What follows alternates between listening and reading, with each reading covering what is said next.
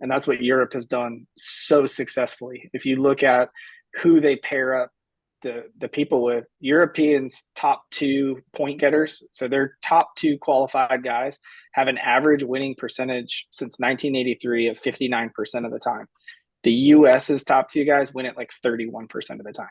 And it's because we send out Phil and Tiger together. It's because we send out Tiger and his friend together, or we stick him with P. Reed.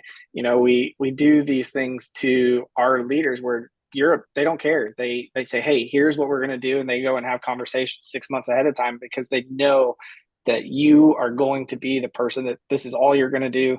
This is why you're going to do it. This is what the data shows. And then they rely on it. And I think it's been great for golf. I think it's been really good for all sports. But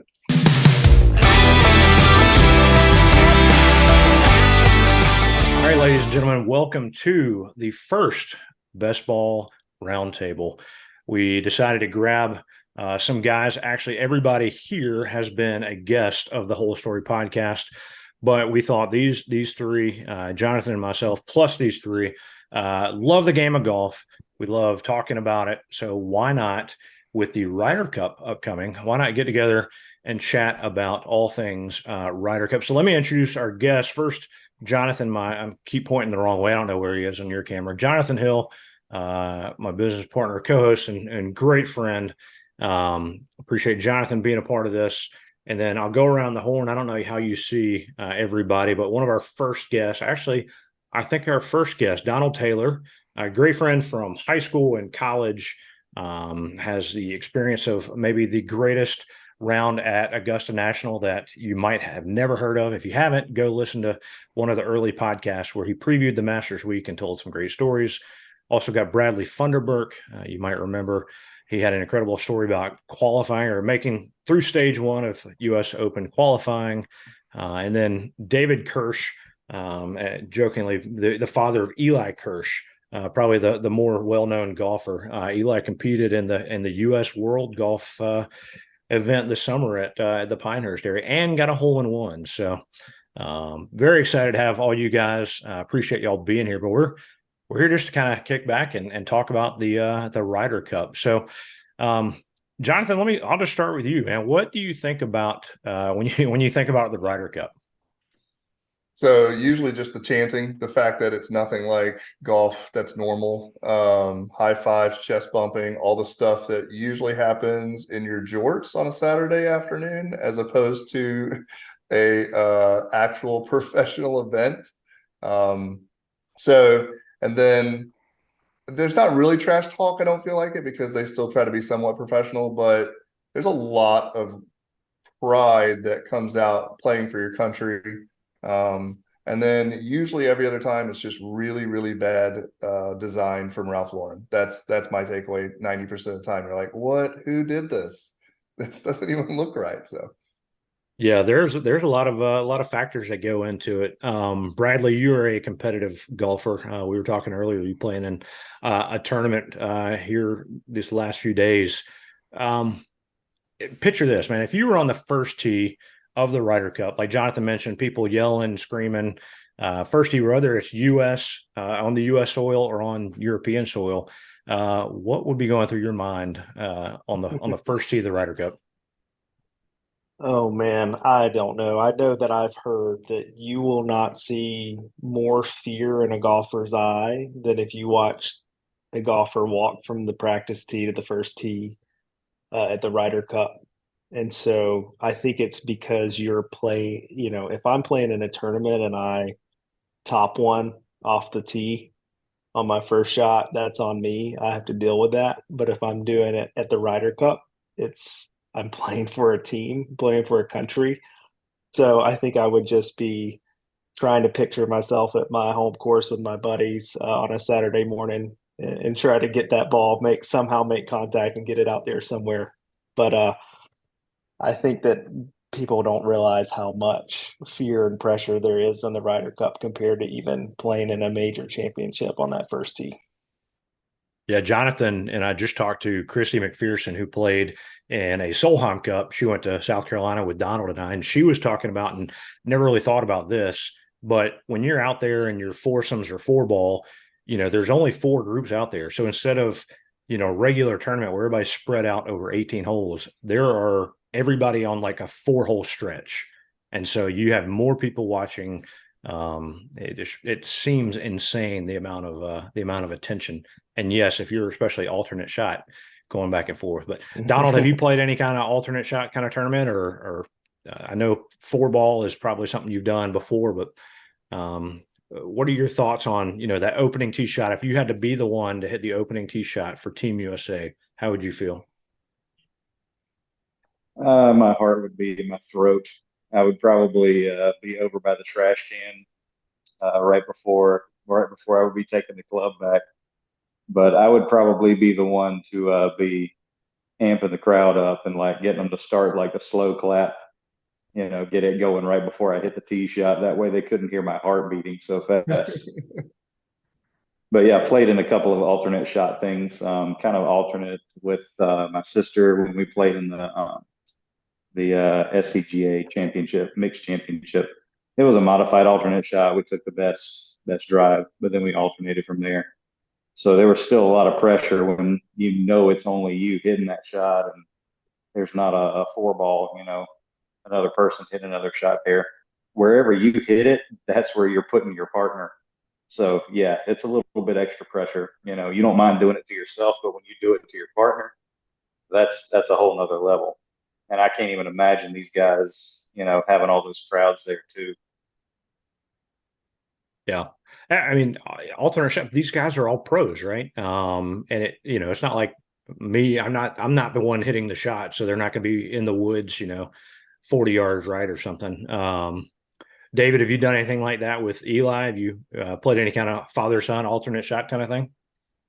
We have, yeah, we've done a few different formats when it comes to it, and I think that's where the alternate shots, where Europe always kind of takes the U.S. behind the woodshed on a Saturday, and kind of lately has extended their leads. But the alternate shot format, I think, is we need more match play. We need more golf like that in the U.S. just in general. But yeah, we've done a couple of things. Last weekend Eli played, or 2 weekends ago, we played in a match play event here. So we love that format, love that style. Yeah. Well, you mentioned kind of maybe the alternate shot favors the European side. Do you, Bradley, do you see one or the other 4-ball foursomes all giving an advantage to one or the other? Yeah, it's very clear that I think that the foursomes, which would be the alternate shot, is a huge advantage, I think, to the European team. I think it's a little bit of that to be a good like a foursome partner alternate shot, you have to have this true agreement with each other that you don't care where the other person hits it, and that you're not going to get frustrated at somebody that's playing bad, and that if you're playing bad, you're not going to get frustrated and play worse. I don't think the Europeans really care. I think that they're just trying to get the ball into the hole as quick as they can. I think the US team, for some reason, maybe it's because they haven't played as much together. That's kind of historically been the thing, that there is a lot. I mean, you go back to the famous Tiger and Phil alternate shot that just turned into a complete disaster, and you could tell that they were eyeing each other and very, disappointed in each other where people were hitting. And you cannot do that. And the Europeans have a great advantage there. I think US typically has an advantage in the singles matches, not always, but certainly last year. So I know that the US, if they could have at least a 1-point lead going into the Sunday singles, would feel like that they have a good advantage there. But the Europeans are tough. They're tough on their home soil and very tough in that alternate shot. Do y'all know? I know the home team gets to decide which order they do. Does anybody know which one? I didn't even look which format's going out first. They're actually switching it up this year. So they've traditionally over in Europe rolled out the 4-ball the alternate shot format, and Luke Donald's flipping it this year. So it's gonna be an interesting setup over there in Rome.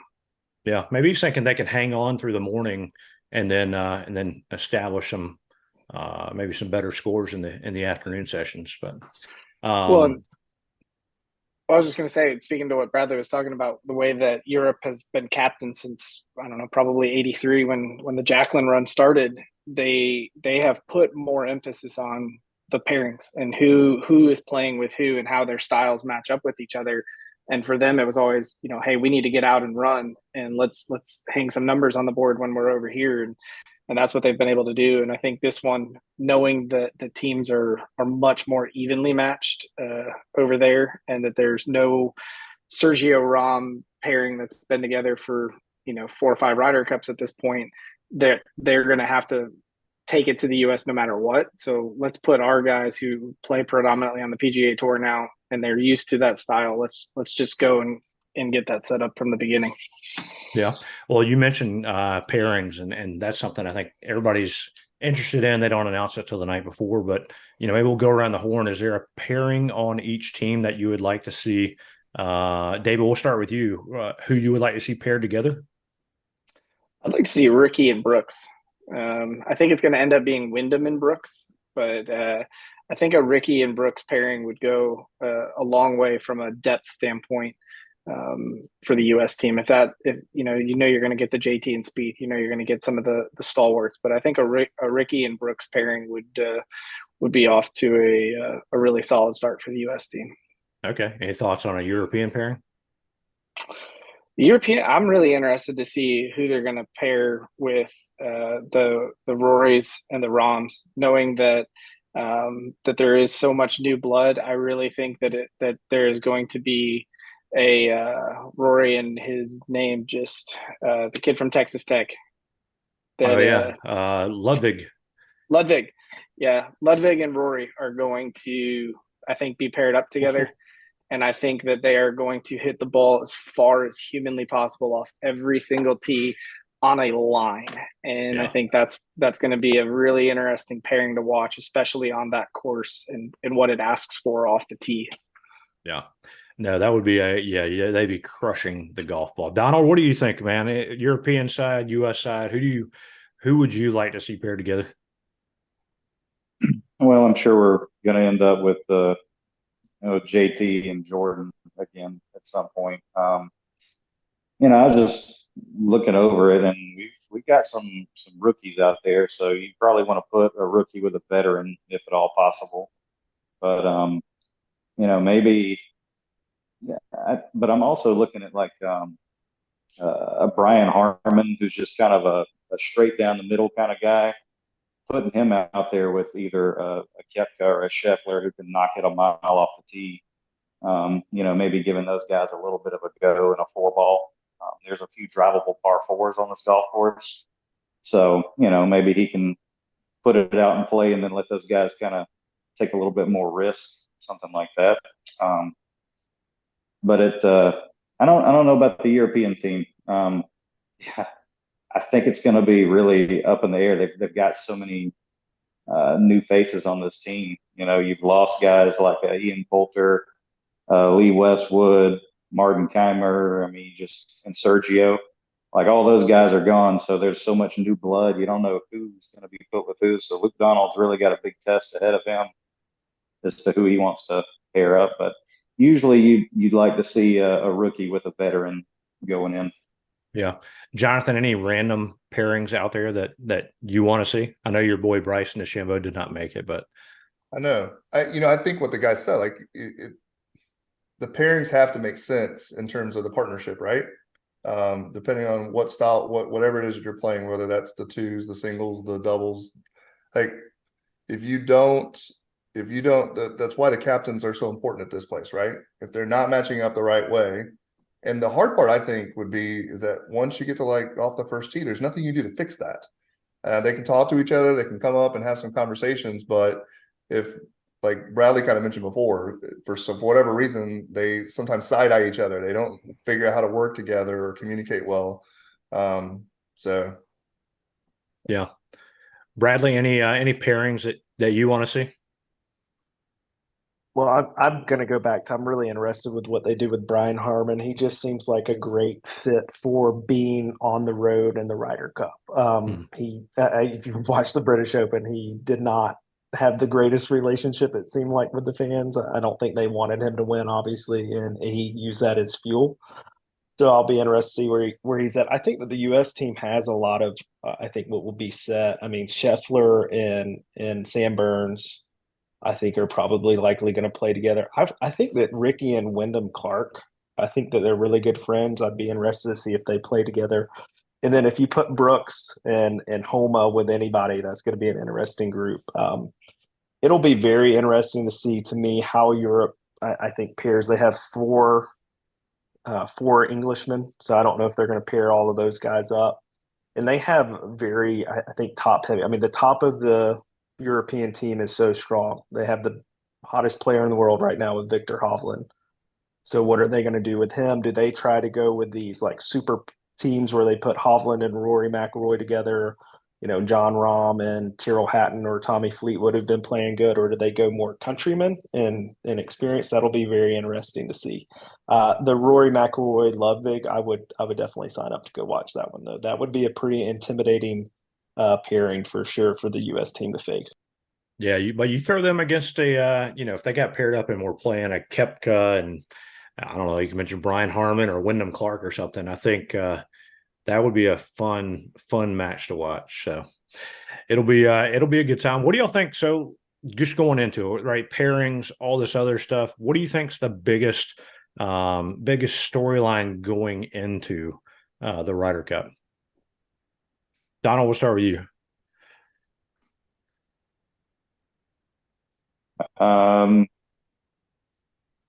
I think it's just that the fact that we're having a Ryder Cup in Rome.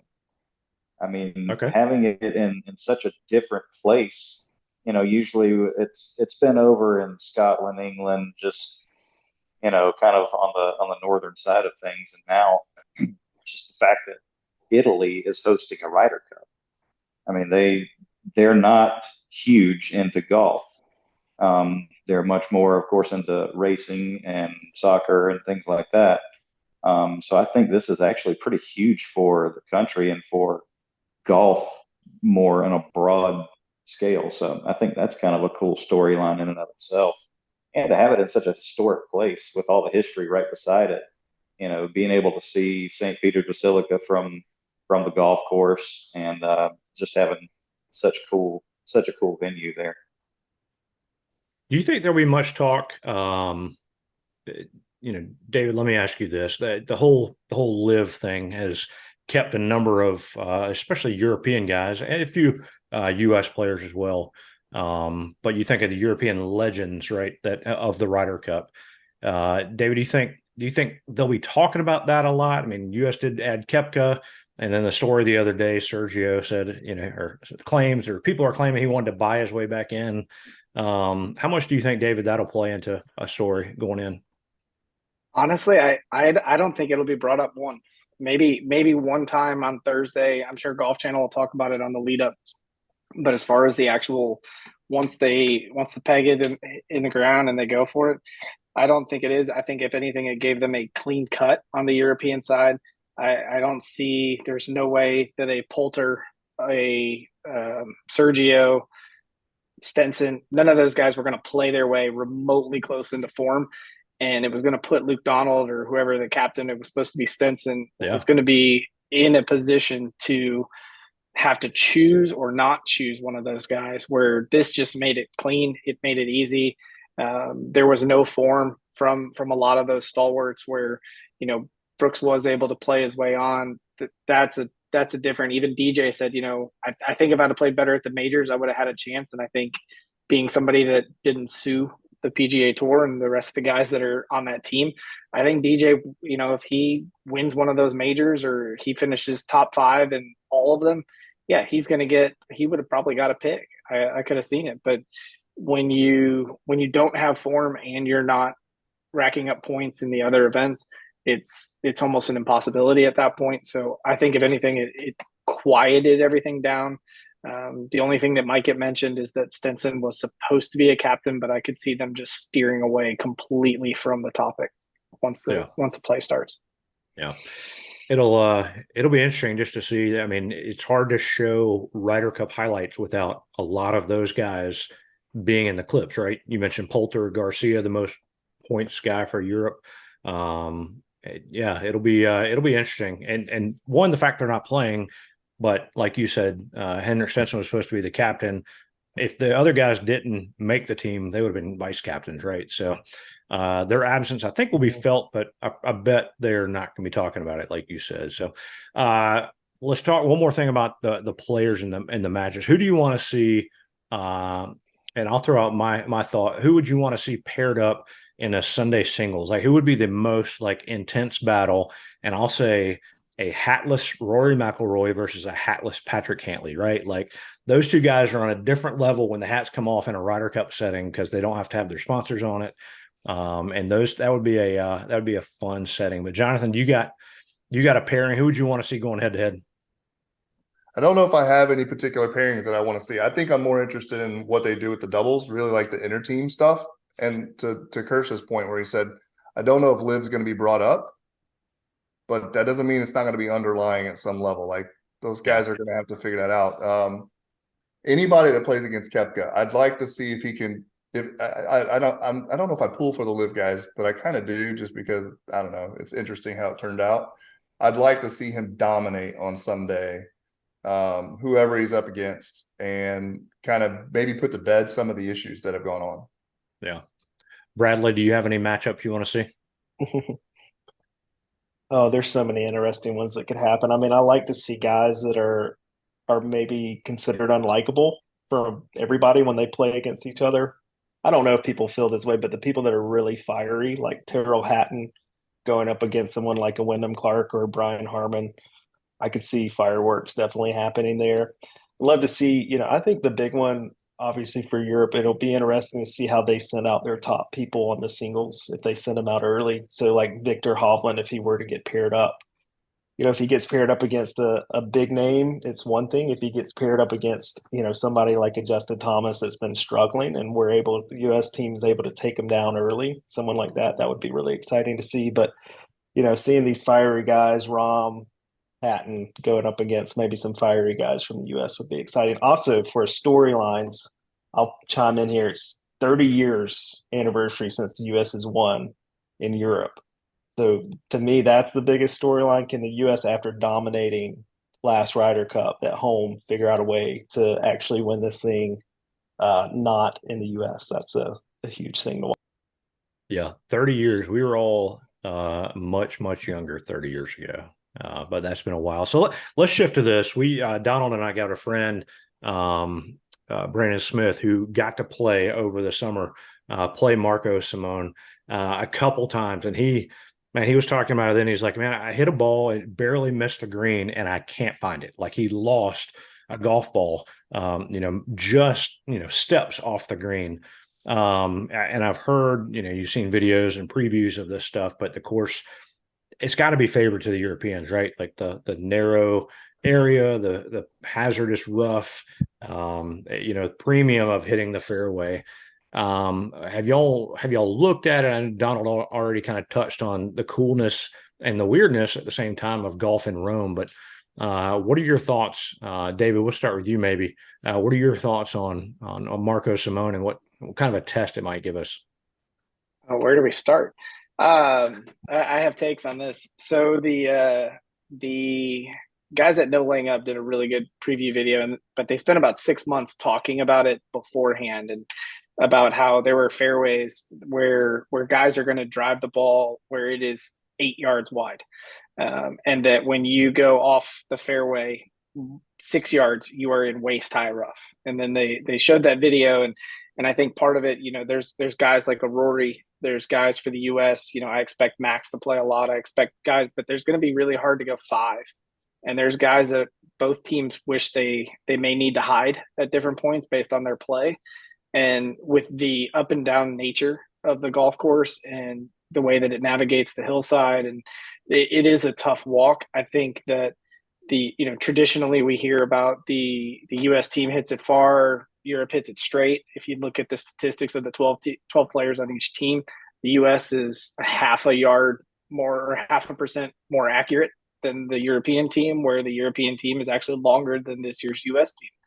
So I think that from a driving standpoint, I think it's going to put a lot of test on that second shot who's going to be able to, get it down near the green.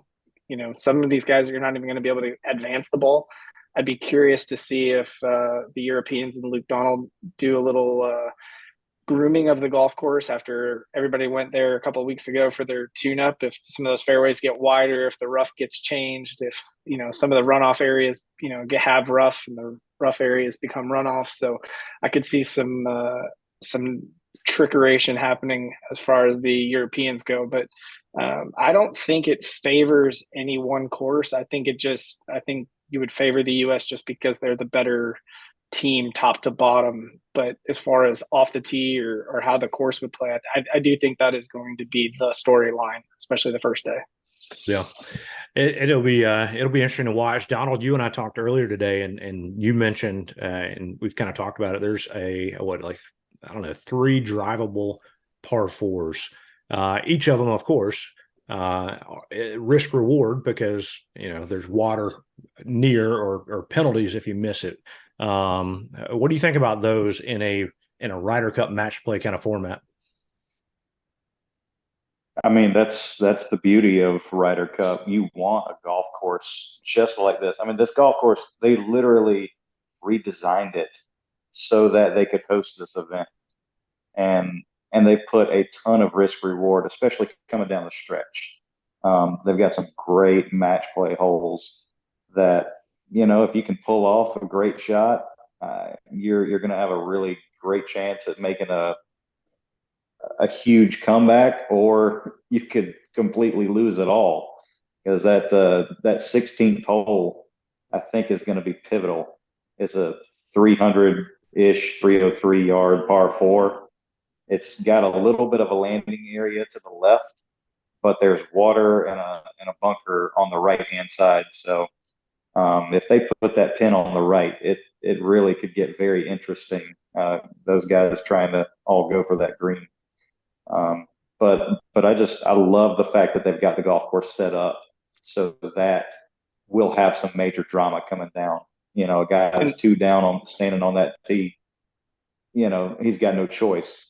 He's going to go for it. And if he can pull that shot off, maybe he makes a 2 there and gets himself back in the match, gets the crowd all going for him. And the momentum can shift very, very quickly in match play. But I don't know who this golf course necessarily favors. In the past, it always has favored Europe over there in the recent history, obviously. But it's just because they've putted so well in this event, and they have just made miles, it seems like, worth of putts. So, usually that's what wins these things, is what team gets the hottest putter. Because most of these guys tee to green, they're all machines at this point. So who can make the long putts under the pressure?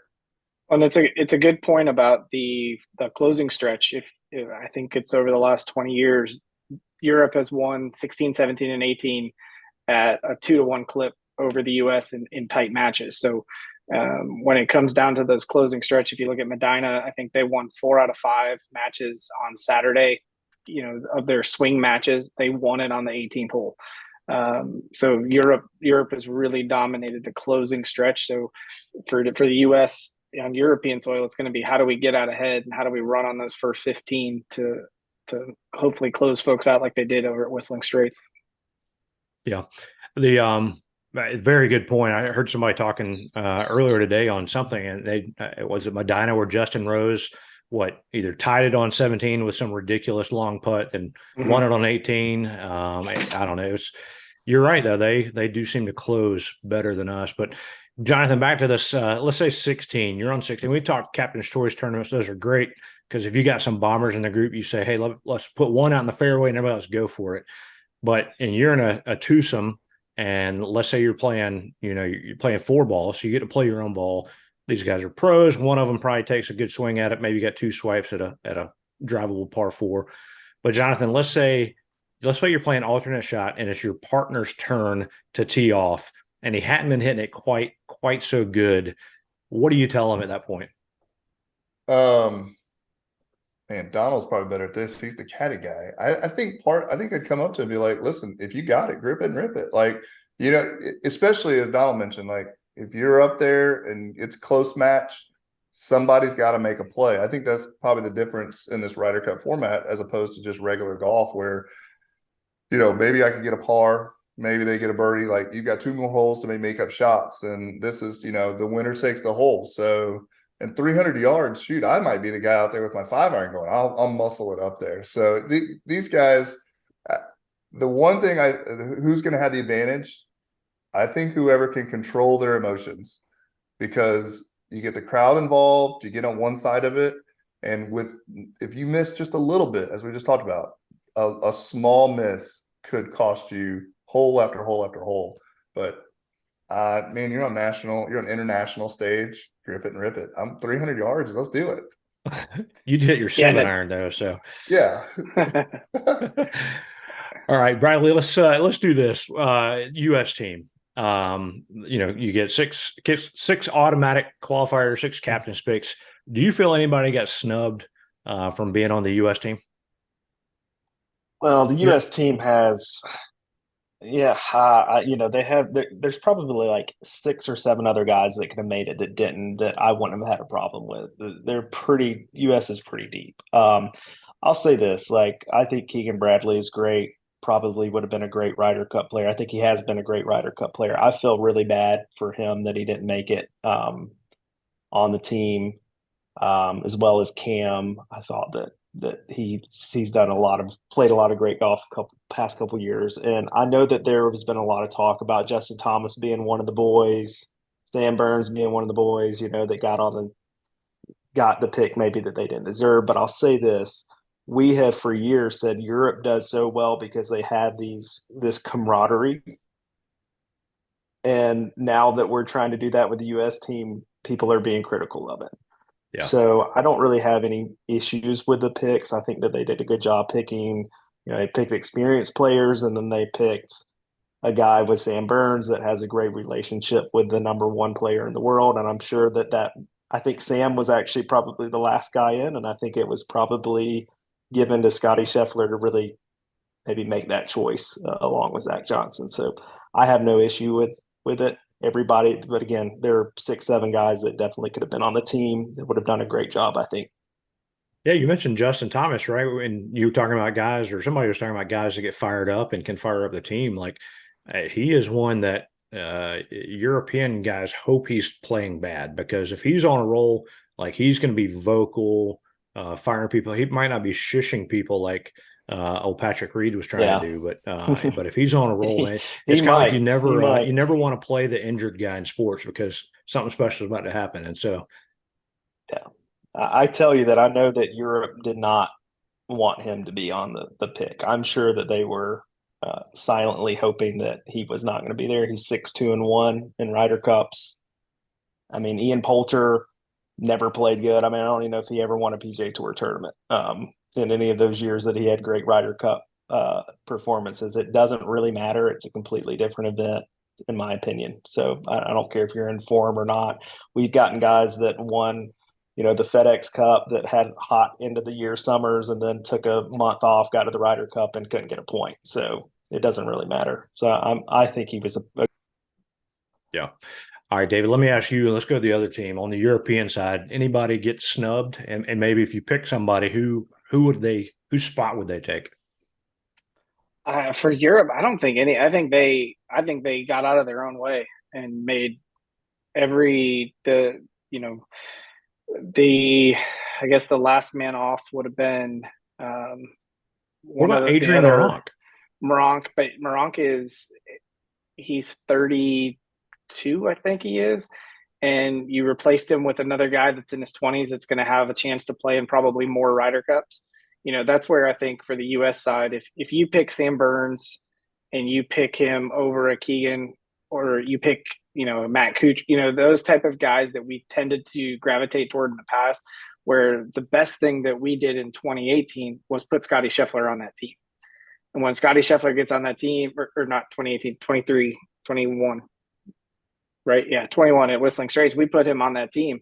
He comes out last year. He becomes the number 1 player in the world. He wins and now he's coming in as one of our leaders on the team, just one Ryder Cup later. And I think for what Europe did is they went ahead and they took advantage of what we talked about earlier with the live guys and the older guys not being able to make the team.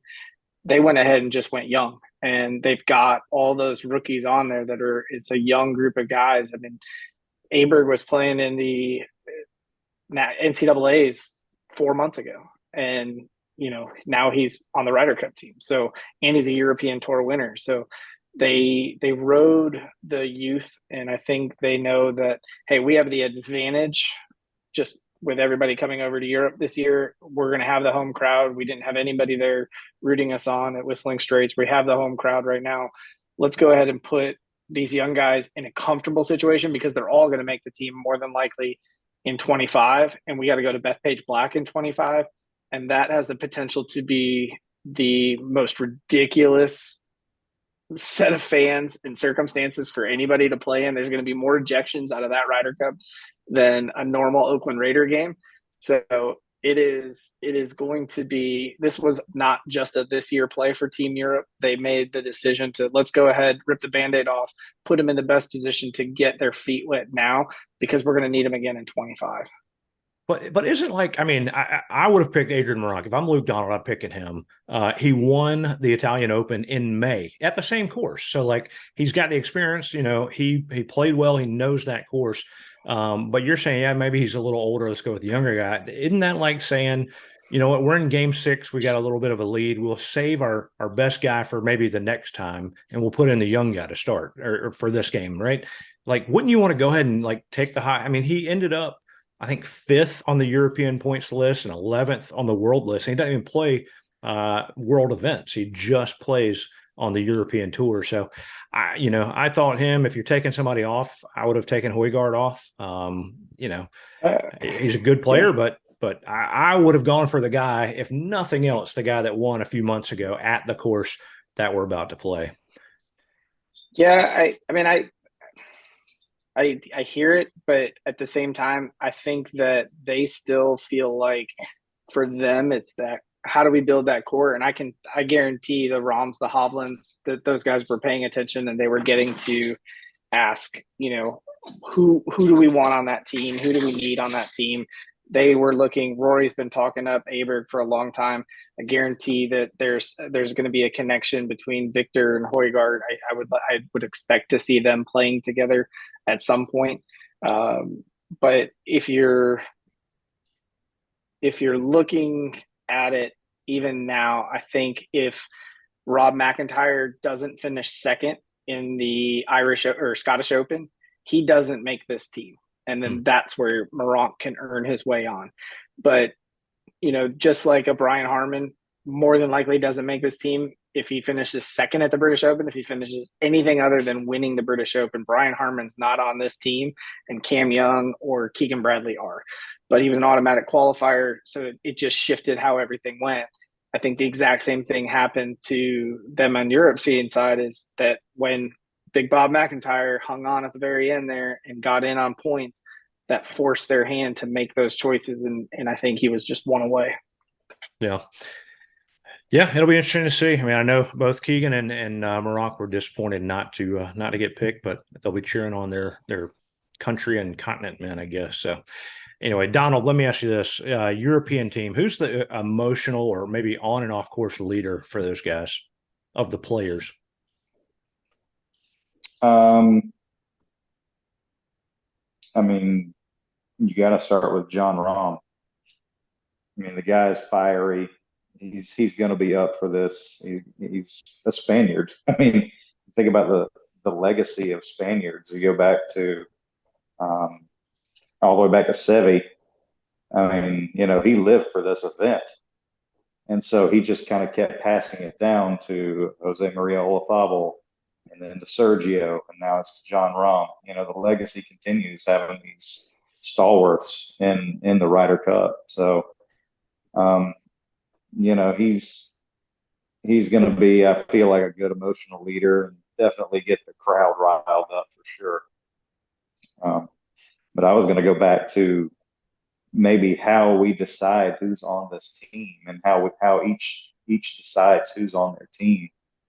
I mean, should it be a completely captain's picks? For the longest time, it was the captain only got 2 picks on the U.S. side. And I think that hurt us in a lot of ways. But I was just going to ask you guys what y'all thought about the format of how the guys get chosen. And now the captain does have 6 picks, which is way better than the 2 forever ago. But I don't know. Should it go to a captain gets to pick everybody? I think this is a great mix. I think Azinger was the one that said, "Hey, I'll do it, but I need to be able to pick more guys." So he had his 3 groups of 4, and when he did it up at Valhalla, which remains the greatest sporting event I've ever been able to attend. But once he broke the mold and got away from that, I think probably 8 and 4 is probably the best place to settle from a earn your way on. But the 6 and 6, I can definitely live with that and get behind that as well. Bradley, what do you think? Yeah, I think that there needs to be both. I know the Europeans is much different. I think it's based more on world rankings, and then a little bit as well. When the US has obviously the point system throughout the year, it's just another point system. But I think it pretty much balances out. Like I don't think that they're with the US side. I don't know if the captain had all the picks. I don't think the team would necessarily look any different this year, but I know the European has some issues with a lot of those guys playing on the European tour. They're getting points. They were getting points that way. But I definitely like the captain's picks for sure. I think that it's perfect the way it is right now. I wouldn't change it. Yeah. All right, Jonathan, we asked about the European emotional leader. Who do you think is kind of the emotional or on and off course leader for the U.S. team? Colin Morikawa. No, I'm just joking. The quiet assassin. Yeah, I was ready to say he's the guy that's behind the scenes. He's just gonna put like little snacks in people's pockets to keep them moving along. He'll get his 3 points and be happy.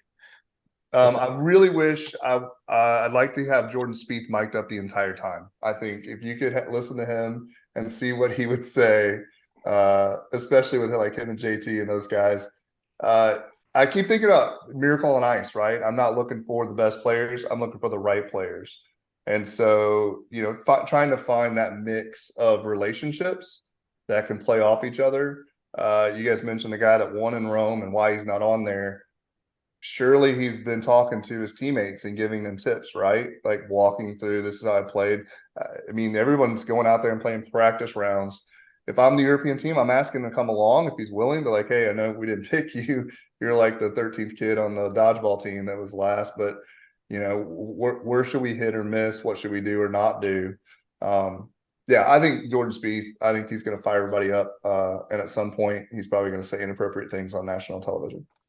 I don't think inappropriate things. I think it'll just be funny. He also might be a little tired from just having another kid. So, yeah. But, man, you talked about having him mic'd up. Can you imagine, like, with him and JT are captains one day?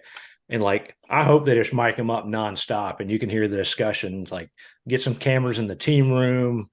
Oh, man, that'd be a lot of fun. If we had, like, the hard knocks for golf. Oh, hey, well, they turned it down. They turned it down. Schauffele and Cantlay threw a fit, allegedly, that they weren't going to get paid to do the Netflix stuff because neither one of them agreed to be on the Netflix show on Full Swing, and Full Swing is at the Ryder Cup, and they're going to have limited access because Schauffele and Cantlay wouldn't sign the papers, so they just agreed as a team to put up some dividing lines. Otherwise, they would have had unfettered access to everything we could have seen and heard, and they could have edited it. But the team decided there are certain areas where the cameras aren't going to be allowed, basically. And Schauffele's dad came out and said, "Yeah, if you're not going to get compensated for this, then why are we going to do this?" Man, because they need more money. Come on, priorities. Yeah. All right, Bradley, you mentioned it's been 30 years since U.S. has won. Why the lack of success for the U.S. team on European soil? They can't putt over there. I don't know. Like, it's just always, they never make, I mean, they just get completely dismantled pretty much every year over there. I can't even remember. I think it was close a couple of times, but it just feels like, man, I think that this is the perfect year for the U.S. to win in a lot of reasons, but mainly that it's in Rome. Like, I think that being in the place where it's been in England and more of the Western side of Europe has been a big advantage. The crowd is a factor. It's got to be a factor. I mean, there's no way that you can say that hasn't affected this. Going back to all of those little small things that they've done, the camaraderie, to being able to play alternate shot a little bit better, having guys that step up and make putts at the right time. Um, all of that has just led to it is just a dark hole. Like, I don't even know how you can feel confident this year that the U.S. team's going to flip it around. I'm hoping that they do, but it is a tough place for them to go and find a win. And it's not going to be easy this year. I know a lot of people think that from the way they dominated 2 years ago, the U.S. is just going to roll in and win this thing, but it it is not. To me, the tide has really turned to Europe the way they've been playing lately. So I can't pinpoint one thing. It's just so many issues that the U.S. team tends to run into over there. So it's kind of like when Alabama goes to play at Jordan here. I don't know. It just always ends up being a close game. It's a tough place to. Yep. Well, maybe it's like what Jonathan said earlier. Maybe it's the the bad rain suits or whatever back in or the early 20 whatever with the K That Club, was the maybe 2010. Yeah, the 2010. Corey Pavin year. Yeah. God, that was, they had to go to the pro shop and buy proper rain gear or waterproofs, they call them. Yeah. I could do I a mean, whole honestly, segment on their clothes. The oh U.S. team gosh. clothing is never good. I don't know why it continues to be bad, but Yeah. anyway, that's for a different podcast. There's at least 4 different companies that have access to the logos this year, and all of them have better products out than what they're wearing. It's unbelievable. But I would just kind of following up on what Bradley was saying there is it's the captains. We go in 2008, Paul Azinger does the system, goes to the 3 captains picks. We're going to do it this way. We're going to have our pods. We're going to let those 3 guys pick their captain, pick their 4th pick. We're going to work our way through this process. And then we go to Corey Pavin, who blows the whole thing up and does it his way. And, it gets out of hand and we lose a Ryder Cup that we should win.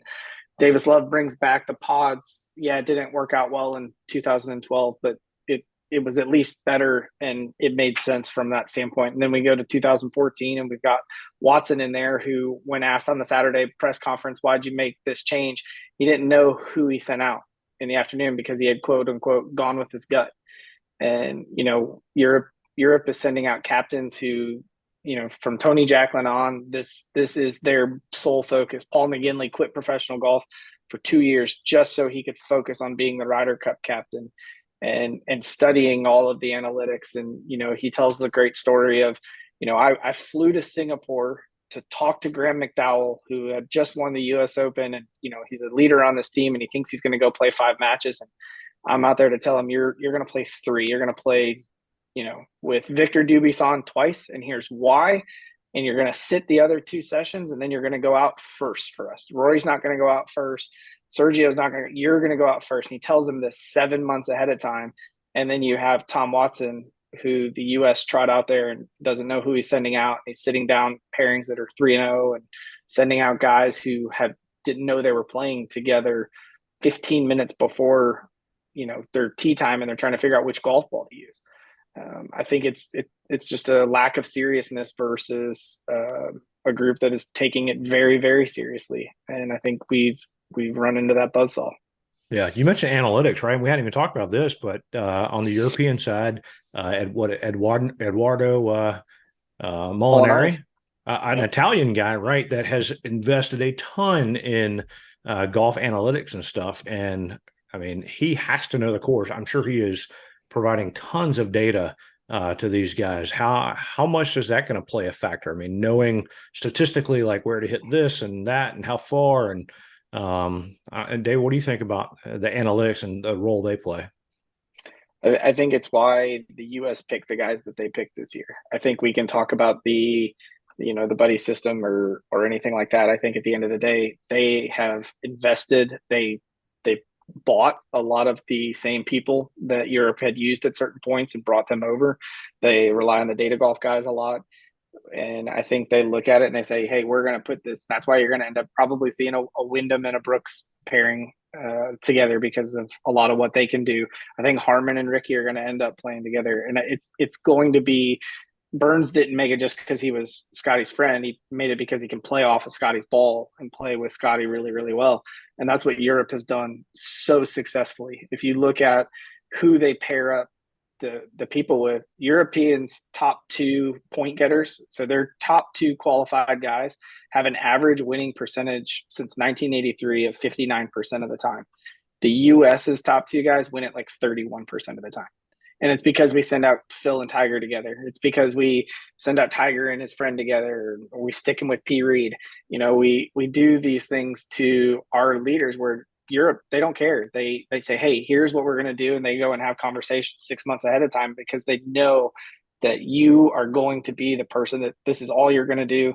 This is why you're going to do it. This is what the data shows. And then they rely on it. And I think it's been great for golf. I think it's been really good for all sports, but yeah, it'll be fascinating to watch. Well, let me ask you before we get to kind of predictions. Let me ask a fun question. I hope you guys are good in thought. We'll kind of go around the horn. Donald, I'll start with you. What is a course in the U.S. and then if you have one for Europe as well that has maybe never hosted a Ryder Cup that you would think would be a fun spot to host one? Well, I mean, this one's already hosted one, but I just would love to see it go back to Kiowa, to the War by the Shore. That one that was in 1991 came down to the final putt of the final match, and I just think it's an outstanding golf course to host an event kind of like that. I know it's now kind of on the PGA swing of things, but that I don't know. That was kind of one of my first memories of the Ryder Cup. So that's just kind of what I love about that. I mean, there's so many different venues where you could host it. I think it's going to be very interesting next year at Bethpage. Like you were saying, the crowds are just going to be nuts. Yeah. But I don't know. I was just thinking I would love for it to go back to Kiowa. I don't know of any other course I'd love to see it on though. Yep. Donald, how about you? Or Jonathan, I'm sorry. Does the Cabbage Patch in Augusta count? It probably Absolutely. doesn't. Actually, and this is real. I was going to say Kiowa too, because it'd be fun if it were close enough that you could just like drive down and see if you could get in there. Yeah, I don't know if I have a course in particular that I think that would be challenging one versus the other. It doesn't have to be challenging. It could just be somewhere different. Like, I'm kind of shocked neither one of you guys have said Augusta National yet, right? Like, how awesome would that be if they said, you know what, we'll host one? Well, I was gonna say Augusta National, but then I was like, I don't know if I'm allowed to say Augusta National since I'm here in town. And the question would be, would the Augusta National set it up differently? Would they be willing to do something like, because if you're gonna do Augusta National, I don't think they should set it up like they normally do. I think if you're gonna do it, like, just do something completely out of nature because everyone's played it, or most of the guys have played it. Like, do something that would really throw it off. Maybe give the US guys a heads up that you're going to do some of it, but I don't see the Augusta National doing any of that. Maybe they'll use their course to build across the street or something like that someday. Yeah. From the first tee box, you have to play to one of the par 3 holes or something. Riley, how about you, man? Where in the US and maybe one in Europe would you want to see a Ryder Cup go? All right, I think I have the perfect answer here. I've always wanted this, and I think that it would almost guarantee a U.S. win. I want them to hold the Ryder Cup at TPC Scottsdale, where they hold the waste management, and they leave the 16th crazy hole up for the Ryder Cup. So when you get to the 16th hole there, you have 100,000 people ready to throw beers, booing people when they miss the green. And then those last 3 holes would be incredible for match play. So that would be awesome for Europe. I wish they would go back to more of the links. I think that there's been a lot of talk about some of those courses becoming with the equipment, they're kind of irrelevant now. But to me, it doesn't really matter in a Ryder Cup. We're not keeping a stroke play score. We're just going one hole by one hole for matches. So it'd be awesome to see an Old Course or Muirfield Carnoustie host a Ryder Cup. I feel like they've gotten really more in traditional golf courses for the Ryder Cup. I'd like to see them go back to some link style, because it doesn't matter if you had a course setup that a 27 under would take that to win in the Ryder Cup. Doesn't really matter if they're birdieing every hole. That would be awesome. Yep. All right, David, down to you. Yeah, Bradley's answer is Scott. I'm kind of bummed I didn't get to think of that one. That would be interesting. It wouldn't be my preferred choice, but actually I would like them to take it to Austin Country Club, where they've held the match play. I think that Austin, it's an easy city to get in and out. It can handle the infrastructure. I mean, the easy answers are Pine Valley, Augusta, Cypress, but those are not even remotely realistic, although the Walker Cup's going to Cypress. The Dell, where they played at Austin Country Club, it can handle the infrastructure. It's an easy place for people to get in and out. It's a perfect time of year to go play in Texas. They can get the rough up. So, you can still play wide fairways, but if you miss it, you're going to be penalized. They can get the Bermuda up to 3 or 4 inches down there at that time of year, as opposed to playing it up early in the season when in the match play there, where they can't get it as firm and fast as they would like. And the way that the same thing that we've talked about here is, they've got drivable fours.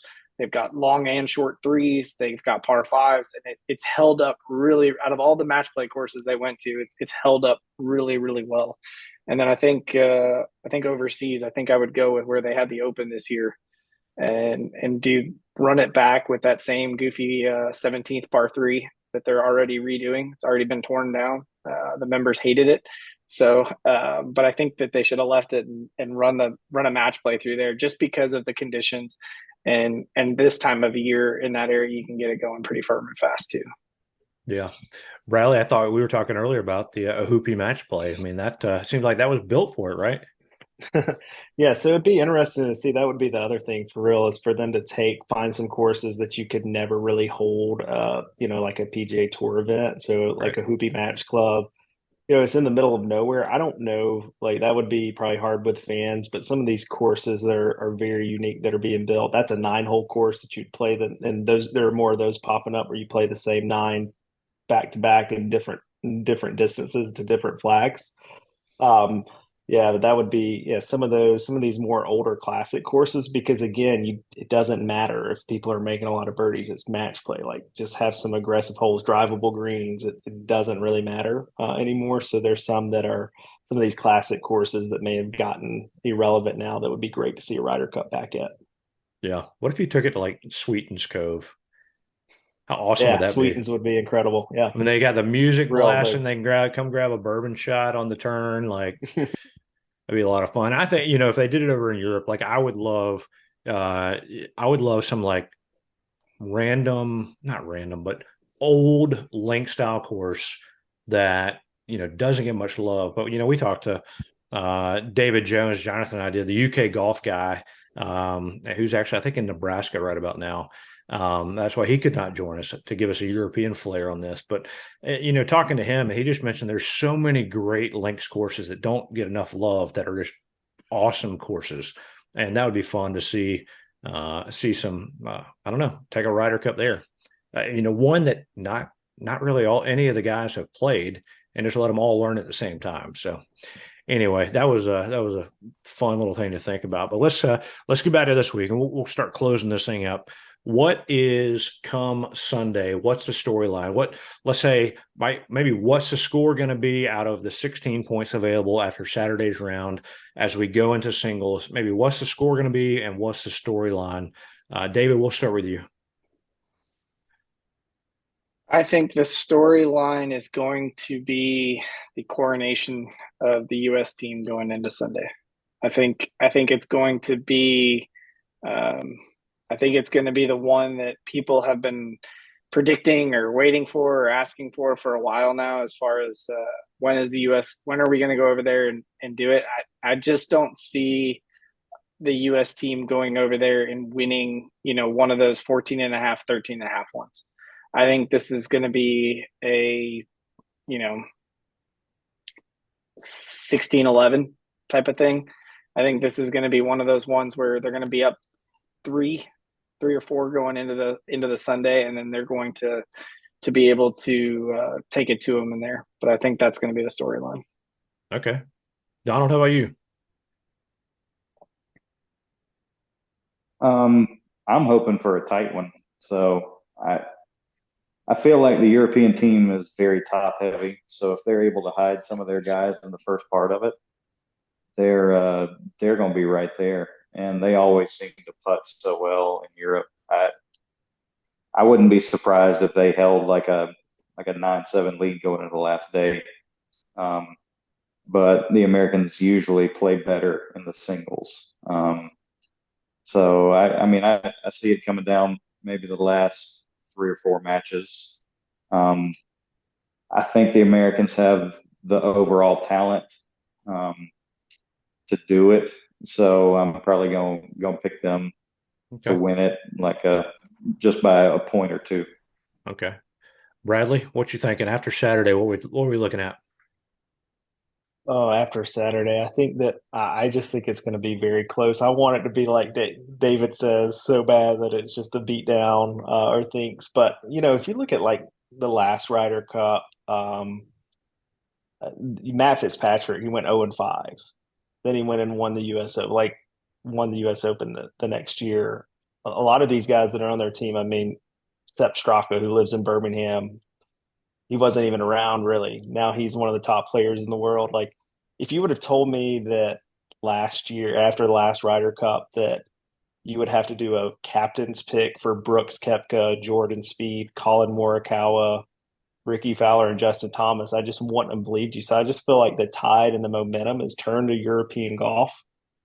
They are pretty top heavy, but like I said, Victor Hovland, Tyrrell Hatton, Tommy Fleetwood, Rory McIlroy, John Rahm are some of the hottest players in the world over the past couple of months. So I just think it's going to be close. I think it's going to be very close to being tied going into the singles matches, and I think the U.S. team's going to have a ton of pressure on them in those matches, trying to get this 30-year curse turned over. So I think it's going to be exciting going into Sunday. Yeah. I hope not, but I think it is. Yep. All right, Jonathan, rocking the awesome best ball bucket hat, by the way. We almost went this whole thing without Tommy Fleetwood's name being mentioned. Your hair idol, Spirit animal. Your spirit animal, Tommy Fleetwood. How do you think he plays? And then what do you think we're looking at before the final round? Well, I'd like to think Tommy Fleetwood drives every hole from the tee box, but he probably won't. His hair will be flowing. He's going to have a lot of Italian guys that have some really nice hair out there too to compete against just in the crowd. So actually, I think I like him a lot, but I think he's going to be like just middle of the road for him. I would love, I think it'd be great, right? As an American, you're like, we come into Sunday, it is the coronation, and it's just like high fives all around. But I think the Monday morning headlines is going to be rookies rule the day. And I don't know which side of the ball it's going to land on. I think it's going to come in within a point, maybe 2 on Saturday. And I think there's going to have to be hero ball from somebody that isn't a normal hero. To Kirsch's point, both teams have taken the analytics and all of the putting together the right people seriously. We'll see if you got a coach that comes out and says, I just went with my gut on Sunday, I think that's probably going downhill. I think if you come in with a good plan and work that plan, unless you just have to completely flip the table, right? I mean, if you're down by 4, something's got to give. But whenever we just with Christy on Monday, she was talking about how, what was it, an hour before, she's now told that she's playing the odds, not the evens, and at the Solheim Cup. So if this is being planned out, and we assume that the conversations are being had by at least the beginning or early, maybe late this week, early next, I think you have to stick with the plan. I think the U.S. wins by 1.5. Okay. All right. Well, I think they've been planning this thing out for much longer. I mean, the captains have been doing this for 2 years now. So I'm sure they've had an idea of who, if these certain people made the team, what that would look like. So, Jonathan, you got U.S. winning by 1.5. Donald, who you got winning? I'll take the U.S. Okay. Bradley? Yeah, I'm gonna go the US in a close one. I think they're gonna get to about 15. I think that's about where the number is gonna land. It's gonna be very close. All right, David, how about you? Still trying to figure out where Jonathan got that extra half from. I think it has to be 1 or 2 or tied, but Yeah. I think the US wins by 4 at the end of the day. Or By 4. Man, That'd be if- great. Hey, What- who would you guys want to have for your if it came down, like I'm saying, and it's the last match on each team, if you're the captain? I'm asking a question. Sorry, Robbie, I'm Oh. taking over for you, but this is a question. Who do you want with the club in their hands, needing to get a half point or a point at the end of the match to secure it on both teams?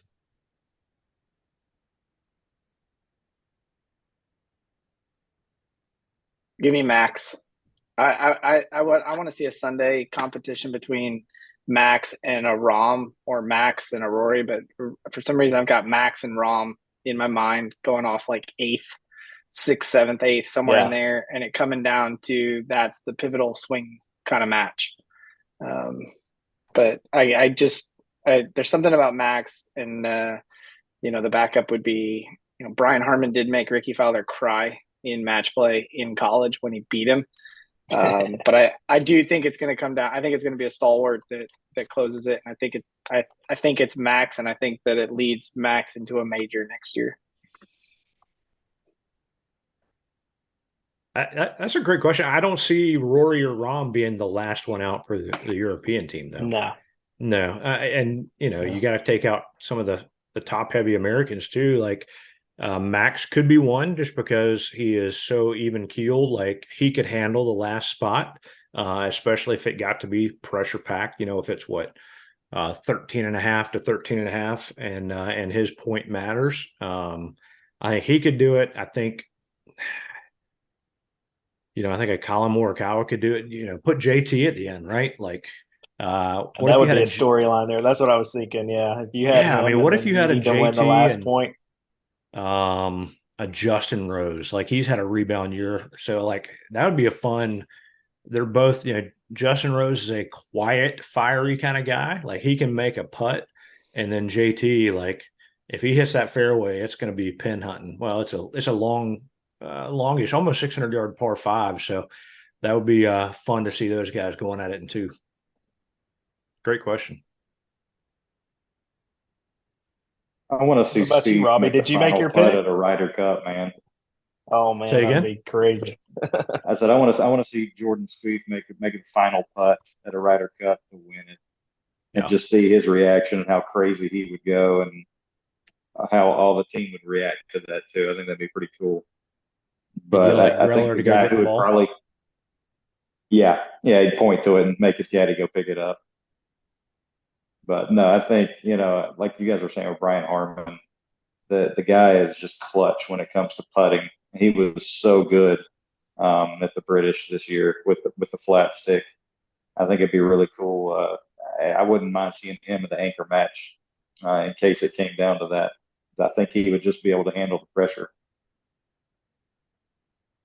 So you asked what my pick would be. I'm sitting here thinking, like, if this was college game day, this would be Herb Street. Like, I don't know if I should pick it because it would put the one team across the board there and might fire up the other team and we'd be in the paper. But and so like in my head, I'm like, gosh, I should pick the European team just to balance it out a little bit. But I think one of y'all mentioned earlier, like the captain's picks for the U.S. are guys that you're like, wait a minute, those are like either studs or potential studs that normally play really well and have the potential. Again, I think Justin Thomas might have been the last one picked. Sam Burns might have been the last one picked for the U.S. team.